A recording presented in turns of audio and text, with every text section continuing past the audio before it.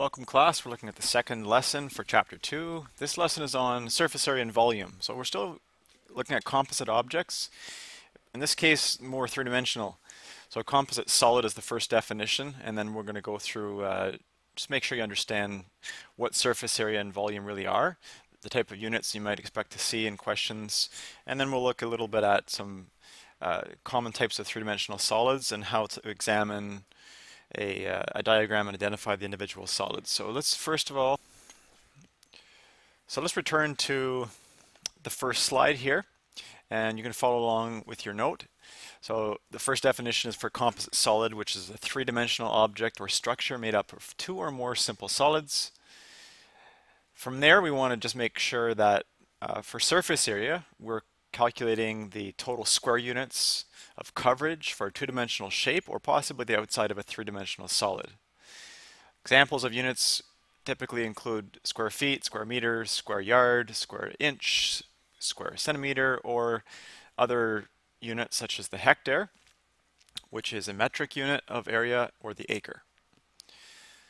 Volume, on the other hand, is total cubic units, and this is describing the capacity of something, or could be the amount that we can fill or occupy in a given space, or it could be the inside of a three-dimensional solid as well. Some examples of common units include the cubic equivalent of the ones mentioned before. We can also have liters, gallons, pint, quart, fluid ounce as some common units from both metric and imperial. Those don't have special symbols for them, so we just use the word in most cases. A prism is a three-dimensional solid, and it's one that has two parallel ends. Because the ends are parallel, the rest of the shape has uniform dimensions throughout the length or the height.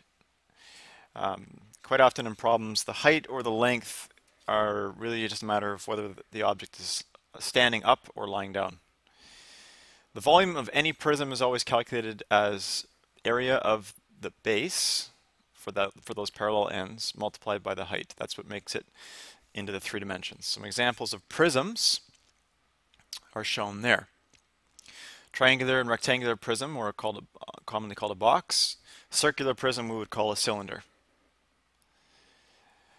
Just going to return to the formula sheet here that you should have already received, and just point out that the case where we're looking at prisms, you'll notice that the first form of the volume formula is area of the base times the height, and then the area of the base will be substituted. So if the base is a circle, the pi r squared will appear. Spheres, cones, square base pyramid are not prisms, so we go down to the last two types of prisms. Again, we'll see area of the base, which for a rectangle has a rectangular base, would be length times width. In the case of a triangular prism, its ends are triangles, so the area of the base is going to appear as half of base, and in this case they just use a different letter, L, for the altitude length of the triangle. So we don't have two heights in our formula, and so you probably are just want to focus in on these formulas, but that's where the volume formula for any prism comes from. It's area base times the height. So go back to our note here and keep filling this in. Looking now at, again, just missing terms here would just be recognizing that a house could be thought of as a long rectangular prism for the sort of the main floor. Triangular prism could be the attic and the roof on top of that, and then the chimney could be thought of as a rectangular prism. So if we're trying to break up that solid into individual shapes, those would be the types of prisms that we could use. For something such as a sewer pipe, we could think of that as a three-dimensional object such as a rectangular prism with a piece removed, and in that case the piece could be a cylinder. So calculating the volume of that amount of stone there required for the sewer pipe would be simple matter of knowing the length and the width for the frontage, the total height, or in this case if it's lying horizontally, would be the total length from end to end, and then we would need to know the diameter or the radius of that circular end, as well as, again, the total length of the sewer pipe. So formula for that might look something like area of pipe, or volume of pipe rather, since it's a three-dimensional problem, volume of the pipe. So the formula for solving the volume of the sewer pipe might look something like this. Volume of the pipe would be volume of rectangular prism, subtract volume of cylinder, which might be length times width times height, subtract pi times r squared, and we could probably say that if the width of the sewer pipe also doubles as the diameter of the opening, then we could possibly use, for the radius, we could use half of the diameter, and maybe we called it also W, so we could square that instead. So sometimes it's just a matter of setting up our formulas in advance and then just loading the numbers in. I'm just thinking about that calculation there. It's probably not as realistic because there's a certain amount of stone that's outside of the opening. So likely we would not want to use the width of the frontage for the diameter of the pipe. So I was reconsidering that, but that was an idea that I had to allow you to use all the common quantities. So the remainder of our lesson, we're going to go through a couple of examples here. Number 5 is the first problem. So this question is taken from your textbook, I think on page 82. I've just modified it just a little bit. Section of water trough for poultry farm is a triangular prism. I haven't shown the diagram, we're going to draw it.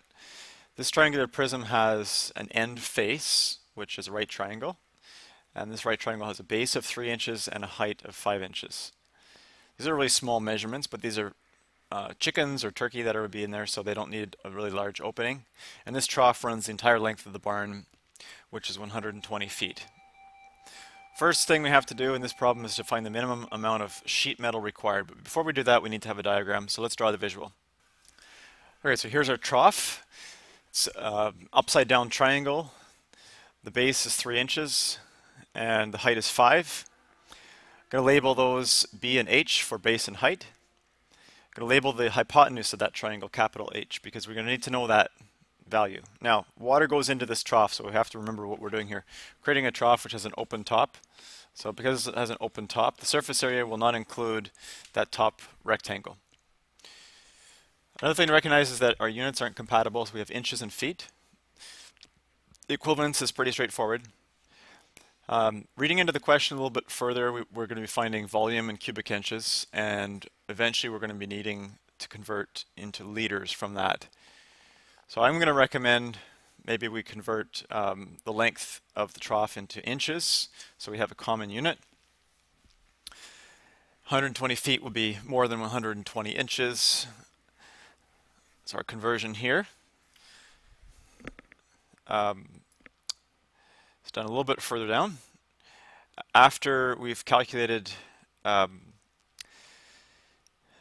length of the trough at 120 feet by 12 inches for every foot, we're going to calculate the hypotenuse length of that end triangle face. Using the Pythagorean theorem, we get square root of 34, which is about 5.8 inches. Formula for the surface area of a triangular prism takes into account all the surfaces. So there are two triangles and 3 rectangles. But again, with the open top, we would not have a rectangle of dimension 3 inches by 120. So the 2 surfaces which are going to be sheet metal will be the front and the back. They have dimensions 5 by 1,440 inches and 5.8 by 1440. That gives us the rectangles, and the 2 triangles on the end would be found as base times height divided by 2. Because they're right triangles, we have the base and height already provided. So we get a total area for the trough of 1,500 or 15,567 square inches. And the next thing to do is convert that into square feet. That's just for convenience. I think in purchasing sheet metal, square feet would be a more convenient unit. So looking at our equivalents here, we know that 1 foot is 12 inches. We got to be careful when we're converting area units that we don't use the equivalences for length. What we do want is to know how many square inches are in a square foot. So if we just simply take our length equivalents and we apply an area calculation to both of those lengths, 1 foot by 1 foot would be a square foot. That would be 12 inches by 12 inches, which would be 144 square inches. That's going to be applied to the 15,567 for the total surface area of the trough, and that's going to convert us back into square feet, which gives us our answer at 108.1. So for part B, we're looking at the volume. This is a little bit more straightforward. Because this is a prism, it'll be the area of the face, which is the ends, multiplied by the length of it. The ends are triangles, so their areas are base times height divided by 2. We have those numbers already. The length is known to be 120 feet. We're going to again convert into inches for our calculation here, which we've already done. 1440 inches multiplied by 3 times 5 over 2 gives us 10,800 cubic inches for a volume unit. We're going to convert that to liters. Now, using the rate conversion method, we need to know the equivalences here. So the equivalences for gallons to inches cubed would be 1, and also gallons to liters. Those are the two equivalents that we need because we want to get into liters, and I don't know of a direct conversion from inches to liters. So we'll just apply a couple steps here. So we'll take our volume in cubic inches, and we're going to multiply by 2 rates. In this case, we want to end up with units of liters, canceling out both units of cubic inches and units of gallons. So the equivalences that were identified here easily fit to the rates that we want to use to eliminate our units, and we'll end up with a final value, which will be 4.5461 times bigger and 277.42 times smaller. So how you do this in your calculator probably will involve a division and a multiplication. We get 177 liters. Since the question states that to be filled to 80% of its capacity, we're simply going to multiply this final trough volume by 0.8, and it gives us 141.6 liters. Okay, for number 6, this one is a little bit more straightforward. We're going to be working with 2 tanks. One is a cylindrical tank on a truck, which has radius 9 feet and length 14 feet. And the other one is the farmer's holding tank, which is 6,000 gallons. And if it turns out that the cylindrical tank on the truck is not large enough to accommodate all of the farmer's milk, that full 6,000 gallon amount, then we need to determine what percentage of full capacity should the farmer stop filling the tank. So we have to transfer it all at once. So the first thing to do here is to draw a picture. So here's our transfer tank on the truck bed. It's 9 feet by 14 feet, 9 in the radius, 14 in the length. From there we can calculate the volume of that milk truck tank. That would be the volume of a cylinder, which is the area of the base times the height. So that's pi r squared times the length, pi times 9 squared times 14, and we get 3,562.6 cubic feet. Now cubic feet is not equivalent to a gallon, so we're going to need to know an equivalence that would allow us to convert that into gallons. The equivalence is that there are 6.23 gallons in a cubic foot. So when we're going to convert this, our unit is going to get bigger. A gallon is more than, or rather smaller. A gallon is smaller than a cubic foot. So our number will have to get bigger. And that's something we can keep in mind if we want to apply that kind of reasoning. Here, when we're using the rate conversion method, we're just going to be multiplying by a rate, which happens to be 6.23 gallons for every 1 cubic foot. So it gives us 22,195 gallons. And of course, we're comparing that to 6,000, so the truck could easily empty the entire holding tank for the farmer.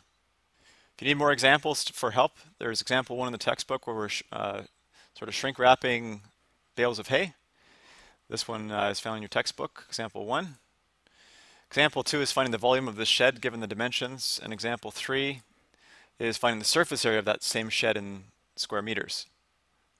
The assigned work for this section in class, we'll be looking at number 4, and you'll have a choice here, 11 or 12, 15 or 17. You'll have to do 3 problems before you do your feedback question.